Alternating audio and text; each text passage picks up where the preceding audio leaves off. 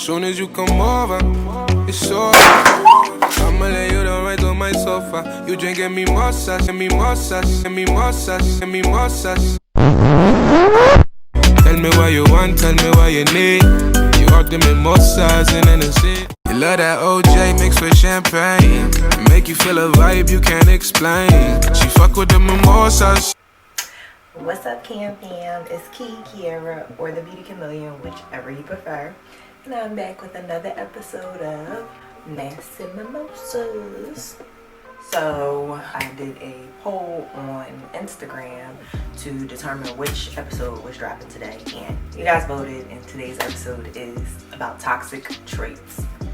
I'm going to tell y'all a few of the toxic traits I'm aware of that I personally have. I'm going to give y'all some insight on how to identify and address your own toxic traits. I also want to talk about some personality traits that I have personally come into contact with that I have deemed toxic. And then lastly, I'm going to give y'all a few pointers on how to combat your toxic traits, how to pretty much like work on eliminating them from your life, or at least like reducing them so that you're not super toxic in a sense, because I personally believe that all humans are toxic. We all have toxic traits, I should say. We all have things about us that are negative and yeah, just toxic. So that's what this episode is about today. So I wound up going to Walmart and I found another Subscriptions mask, and this one caught my attention because it says metallics on it. Don't know what that's for, but you know, I'm just trying stuff. So I'm gonna do the gold metallic face mask. Now on, I want to say my first episode of Mask and Mimosas, I did a gold gel face mask from Subscriptions. So this one is slightly different. I don't want y'all to get the two confused, and I do want to do a new mask review on each episode. Just gonna read y'all the description of this mask. Alright, it says, the gold Manuka Honey Royal Jelly Metallic Wash Off Face Mask is a powerful facial treatment designed to improve the health and appearance of your skin. Gold helps to reduce the appearance of fine lines and wrinkles by firming and toning the skin. Manuka Honey helps hold in moisture for a dewy, glowing complexion. And Royal Jelly helps treat dry, damaged skin and helps promote new skin growth. So I chose that one because of that specific detail in the description of the mask. The treating dry, damaged skin, and then the helping to promote new skin growth. That, in my opinion, kind of goes with the theme of addressing and identifying our toxic traits and then combating them and working to improve ourselves. So that's why I chose this mask. As far as the mimosa I'm gonna have today, I have Andre Blush flavor and orange strawberry banana.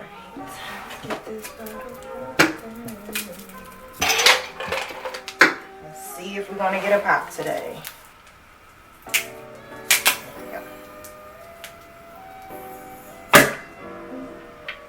Nothing too crazy. Whew.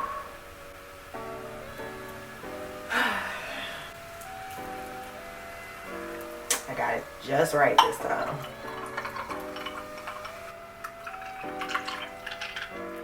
Let's see what it's about.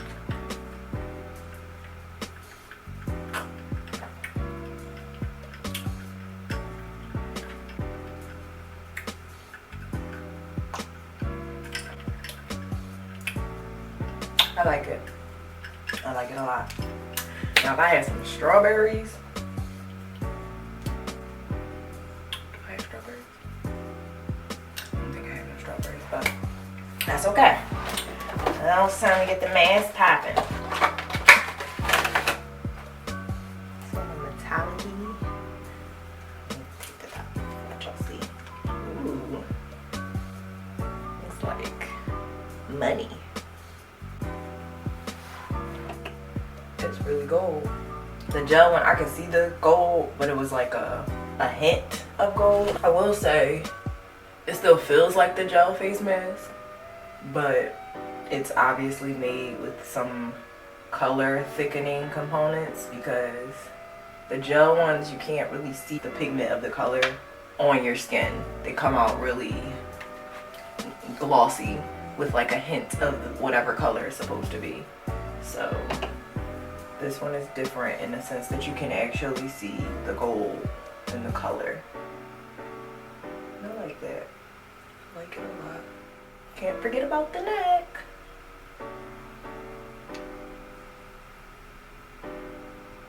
Okay. I think I'm good to go. I think it's time to talk to y'all about toxicity. Toxicity? Is that the word? Toxic shit. That's it. That's what we're talking about. My toxic traits. I'm gonna give y'all 5 of the things I feel are toxic within my own self. The first thing, procrastinator. I am a serious procrastinator.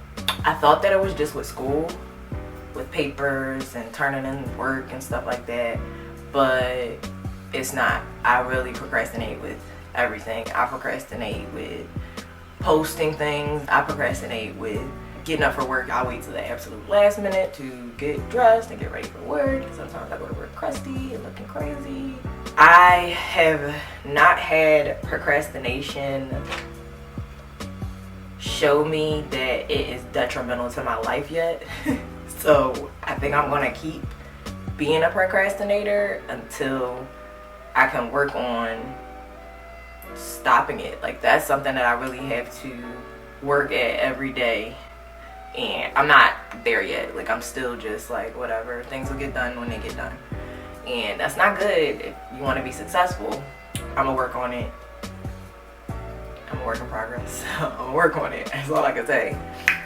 My next toxic trait is I hold grudges. I've realized that when people do things to me that I feel is just not right, or I feel like I would have never done it to them, I seriously take that to heart, and I have a tendency to, I think I forgive people. I think I'm okay with knowing how to forgive people, but I don't know how to forget things.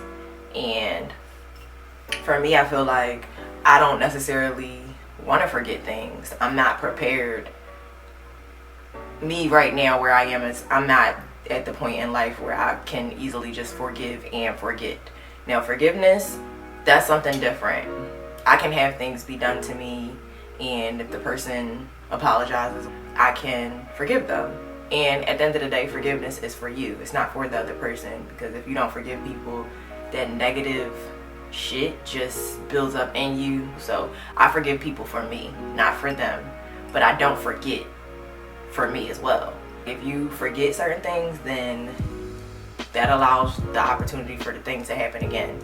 And I'm just not about to let people screw me over or do me dirty X, Y, Z amount of times. It's just not what I'm prepared to do anymore. Now, back in the day, you could have screwed me over so many times, and I would have constantly forgiven you and forgiven you and forgiven you. But life has taught me that people don't deserve that many chances. I think 2, sometimes 3 is a fair number, but people have to come correct with their apologies and their changed behavior. And sometimes people don't do that. Sometimes people apologize, and then that's when you can forgive them, but then they do the same shit over. That's where I come in with my whole, I ain't forgetting shit. I ain't gonna forget what you did. I'll forgive you, but I'm gonna keep it in the back of my mind just in case this shit resurfaces. So forgetting for me is hard. So in a sense, I hold grudges on people because I never forget what they do to me. So in my head, I think that's a grudge. That's holding a grudge. Going into my next toxic trait, I'm an out of sight, out of mind type of person. And I feel like that can sometimes be toxic because, again, going back to when people do me dirty or whatever I feel, if I feel that somebody has wronged me, I have a tendency to address it 9 times out of 10, because I did some different things last year. But 9 times out of 10, if somebody does something to me that I feel isn't right, I will address it and give them the opportunity to explain themselves or whatever, and we can come to a happy ground. But sometimes I just block you. Sometimes I don't say anything, and that's not normal for me. My normal self is to address it, give you opportunity to talk. Other times, if I just don't feel like it, I just don't feel like it, and that's been me as of late. I would say over the last year. Since my last birthday, I would say I've gotten more into the whole I ain't talking no more, it's just you're done. Because I feel like I have talked a lot to certain people in certain situations. I have talked and changed behavior didn't follow. So I'm an out of sight, out of mind type of person. In both instances, when I give people the opportunity to explain themselves and when I don't, I block people if you don't change your behavior towards me. I block people from social media, I block people from my life. Mentally, I just revoke all access to me. And like I said, sometimes I feel like that can be toxic because when I put you in that box of out of sight, out of mind, I sometimes forget about you. And that can lead us to not talking for months, years, sometimes, who knows. But I have, even doing this video right now, I got a few people in mind that I have blocked and forgot about, like literally forgot they existed, and until something reminds me of them or whatever, I'm like, oh shit, I forgot that I done blocked this person and never said nothing to them, like, so that's a toxic thing. I think it's toxic because I don't feel like everyone deserves that behavior. I feel like you gotta be careful who you just block and who you don't say nothing to. So that's something that I'm working on. But again, like I said, that's something that's new for me. Prior to the last 365 days, I would always address people.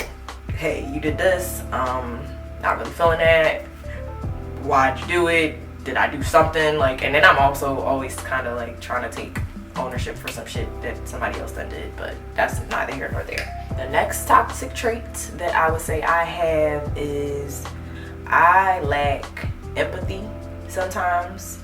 Over the course of my childhood, I endured a lot of pain and a lot of negativity was thrown my way, and I like forced myself to be positive back then. And nowadays, my grown self is like, I'm a no nonsense type of person.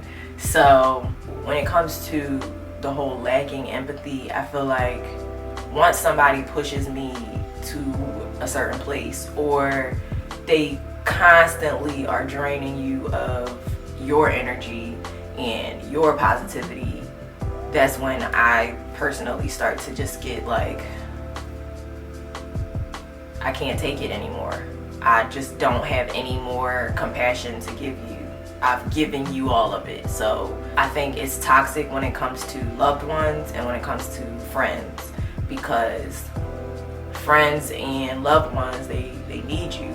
I think one of the biggest personality traits that I lack empathy towards is people that cry wolf. I actually had a friend, and I'm not sure if she wants to be identified in this aspect, so I won't say her name or anything like that, but I had a friend who would, I would say, and I told this to her face, cry wolf. She would do things that were I deemed, or I personally felt, were just detrimental to her life or her well-being or her, her whole self-love thing. And she would constantly come to me telling me how she wants to change and wants to be better, but then show me otherwise. And I felt like, all right, I don't got nothing else for you, sis. I don't care no more. Like, I'm sorry that you're going through this, but I don't know what else I can possibly give you. I don't know what it is in me. But like I said, I feel like that can be toxic when it comes to loved ones and friends, because if they're crying wolf, they're showing you that they might need you. So when I start to pull back and lack my empathy, that's showing them I'm not the person for them to come to. And I mean, that could be toxic, or that could be, what it is. I might not just be, I'm just not the person for everybody. It just is what it is. And my last toxic trait, I saved this one for last because it's a strong word, and I feel like it's always associated with negativity.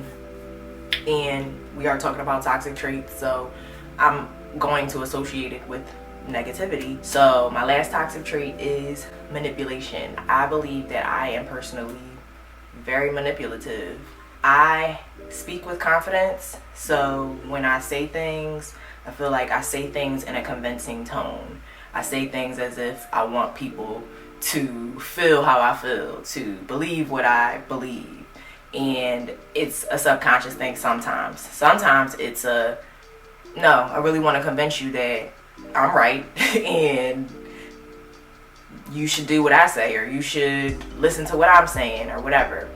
Now, I have realized in, again, my many moments of self-reflection that I deliver my L's, meaning my losses, and my W's, meaning my wins, with confidence. Like, I deliver my pain, my tragedies, whatever, I deliver what I go through with the same tone. And that sometimes I feel like translates into manipulation. Like, people don't know what I'm like, what my agenda is, in a sense. Like, I don't know.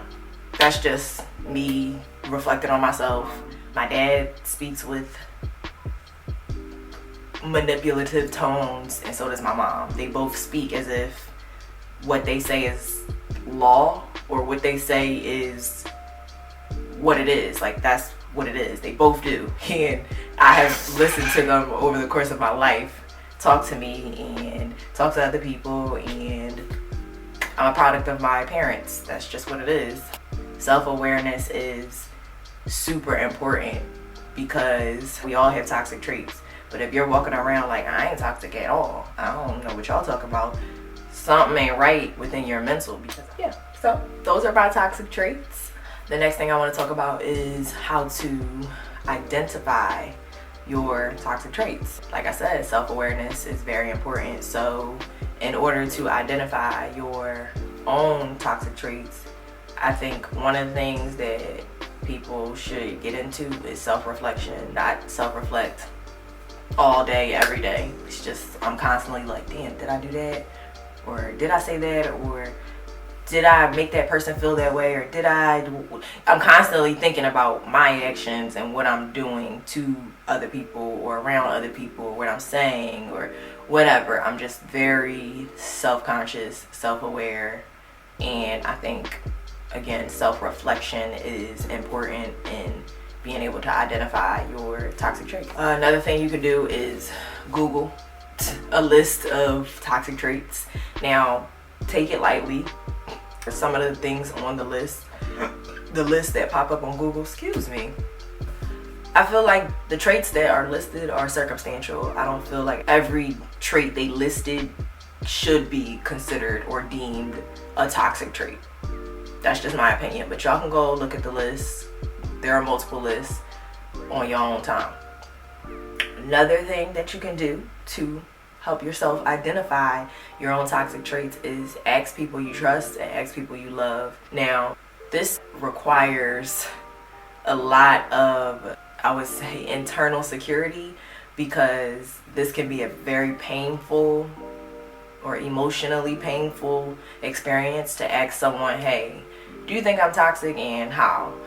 And you have to really be open to them being honest, and you have to also make them feel comfortable enough to tell you the truth, especially if that's what you want. If you want the truth, make people feel comfortable enough to tell you the truth about yourself and accept it.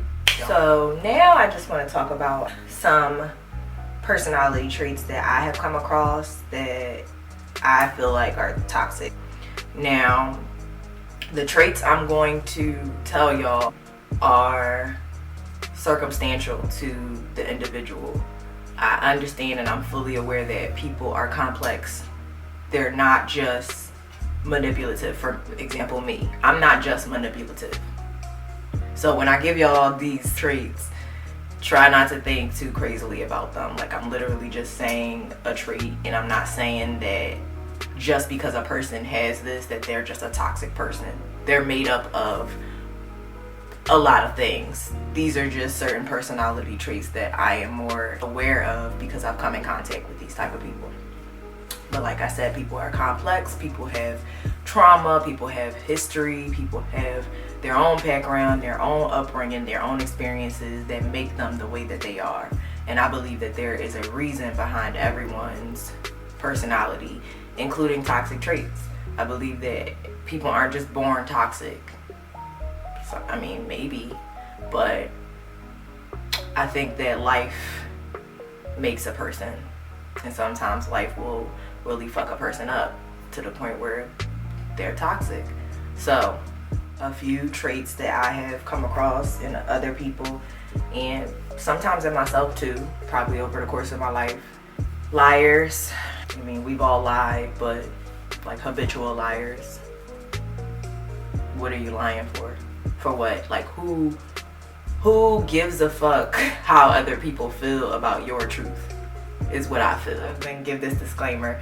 These things are toxic to me, not necessarily just toxic in general. I'm working on my manipulation, guys. So when I say these are toxic things that I have come across for me personally. Habitual liars are toxic to me because I am an open book. I'm completely open to telling whatever there is you want to know about me. That's just me. So I feel like there's no reason to lie to me personally. Now, you could lie to somebody else and they might not care as much as I care. But I care because I feel like, why are you don't have to lie to me. It's just unnecessary. So some other things that I've come across in people that I feel like are toxic is people that just are always talking about other people's business. Excuse me. Or they're always talking about other people's drama and negative things. Now, don't get me wrong. I have engaged and I have participated in my fair share of drama. But when that's all you talk about is drama and other people's business, then you toxic because you ain't got your own business to talk about.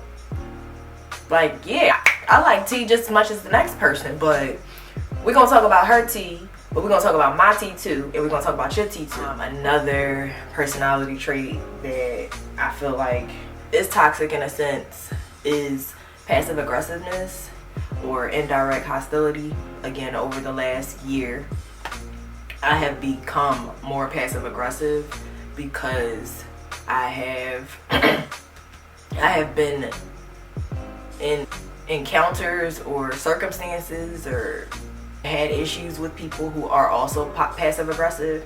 So I'm the type to handle people how I would want them to handle me until they show me a different way. And that could be a great way. They can handle me like even better than, you know, I thought they would handle me, or they can handle me worse.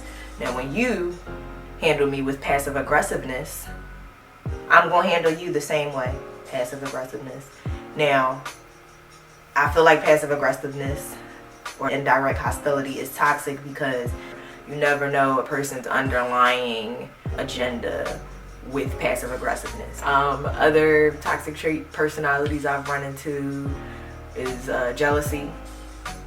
Beware of people who are jealous of you, especially for no reason or for reasons that are beyond your control. For example, I had a girl in high school, and this was back in high school, this wasn't recent. In high school, I had a girl tell me that she don't like me, or maybe she didn't say she didn't like me. I don't remember what she said, but she said that the boys like me because I'm light skinned and skinny. Now, this particular girl was brown skinned and she was thick, and I'm saying thick. I don't think she was fat. That's not my opinion on the matter of her body. Is she was thick and she looked good.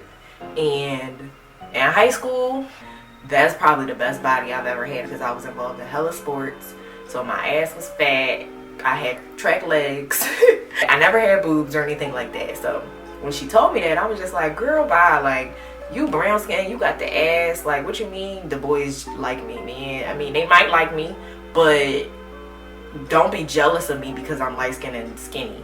I was born this way. I didn't make myself this way. I didn't go get surgery or bleach my skin or anything. Like, I didn't do anything extra to be this way. So you mad at me for things that I have absolutely no control over. I have no control over what I look like. I don't. So Jealousy. Be careful. Be careful when people are jealous of you. Another trait I've run into, or I've even been called this before, is judgmental.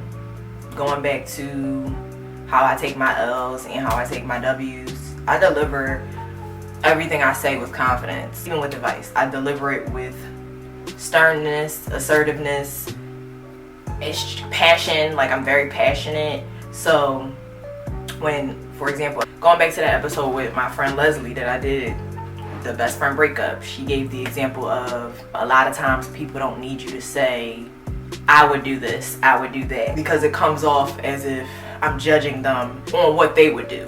For example, my friend Leslie, she's one of the people who has, I've had 2 people call me judgmental in my whole life, and she's one of the people who has called me judgmental, and I personally feel like it was based on what she had going on. But again, anytime somebody calls me anything or says something about me, I'm gonna look into it. Like, am I that way?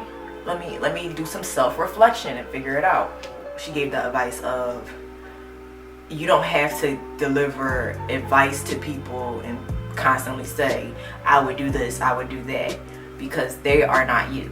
So for me, in order to assure people that I'm not being judgmental, in addition to saying, I would do this, I would do that, because at the end of the day, I don't take back me saying this is what I would do, because this is what I would do. Like, I'm giving you advice based on me. I can't give you advice based on you because I'm not you. I can only give you advice on what I would do because this is literally or legitly, if that's a word, what I would do. But she has also made me realize that I can say, in addition to what I would do, I can give people different options. So I can say, well, sis, I would do this, I would, whatever. But if you don't like what I would do, here's some other options. And that might make people be more receptive to the advice I'm giving them, instead of delivering it with me in mind. Give it to them with them in mind, So I can stay true to myself and still give my personal advice and something that you would catch me doing. And I can add, but if you don't like, what I would do because you're not me, here are other options for you. Now that we've talked about my toxic traits, how to identify your toxic traits, and some of the toxic traits that I've come across, we are now going to discuss how to combat your toxic traits, how to work on them. Where do you start? So, going into combating your own toxic traits, first steps to identify them. You got them, you know what they are, you've written them down, you were specific about them, you were honest with yourself about them. Again, self-awareness is key. It's so important. Self-awareness is irrelevant without action. You can be super self-aware, but if you're not gonna do anything about it, then what's the point?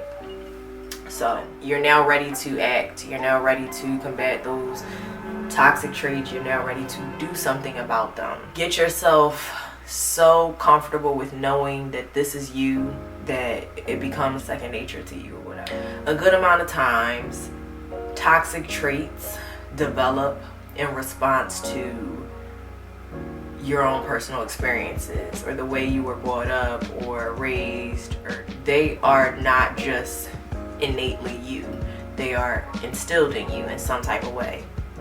So going back to that whole self-reflection piece, when you're ready to take action against your toxic traits, self-reflection is important.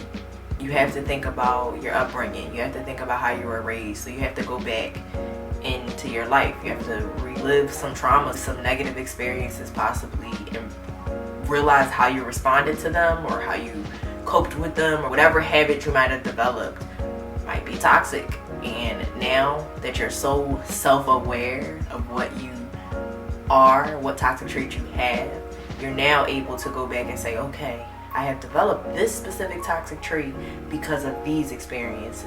And then the last steps I would say to combating your toxic traits is you now have to write down actionable steps that you can take to combat the toxic trait. Anyways, so when I say actionable, I mean write down daily goals, write down weekly goals, write down monthly goals, yearly goals, someplace you want to be or you want to see yourself when it comes to these traits in whatever amount of time. So commitment comes into that. And then after you write down everything, write down those actionable steps, post it somewhere that you're going to look every day. Your bathroom mirror, your bedroom door, because you're going to walk into that door every day, your refrigerator. I think that's good enough. That's 3 places. That's it. That's all I have for y'all. I'm not a therapist yet. I am not a counselor. I mean, I'm an assessment counselor, but I'm not licensed. I'm still working on it, but I didn't even wash the mask off my face. So let me go do that. Let me go do that and then give my review. I have washed the mask off my face and I feel like it did what it said it was gonna do. I feel like it drew out some impurities because I had some like flatter bumps on this side and I feel like they're now lifted in a sense. Other than that, my face feels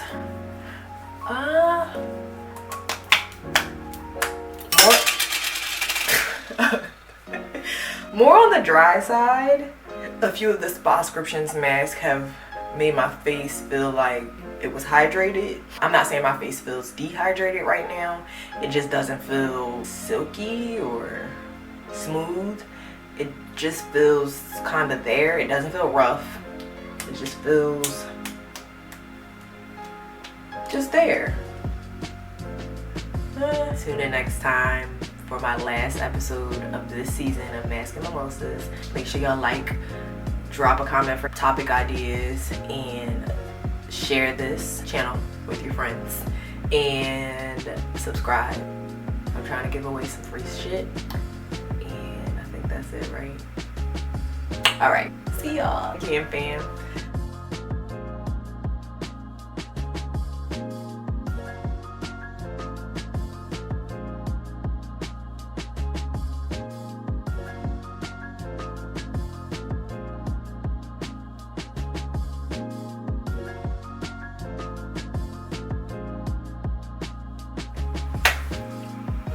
So I'm just gonna read y'all this. Oh my gosh, cat, get down! Get down! Y'all, this cat. Anybody want a cat? Like seriously. He does tricks. He knows how to play fetch. So that's really fun. My nose itches and I don't feel like I should scratch it because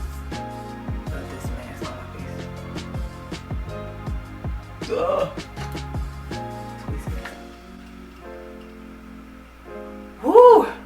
And then I recently came up with this whole new thing, transparent key. It's like transparency, but it's transparent key.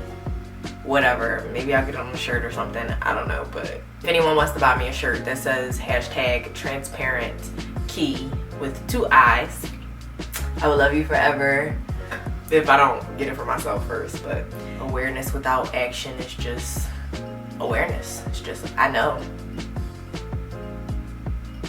but I'm not willing to do anything about it. Kind of like what we're going through right now with Black Lives Matter. I'm sorry, I just got internally, I just started to feel really sad.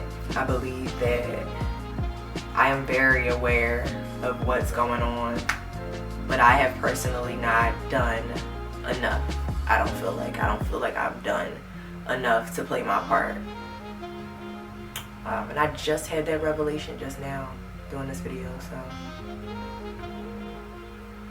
it's about time I do something.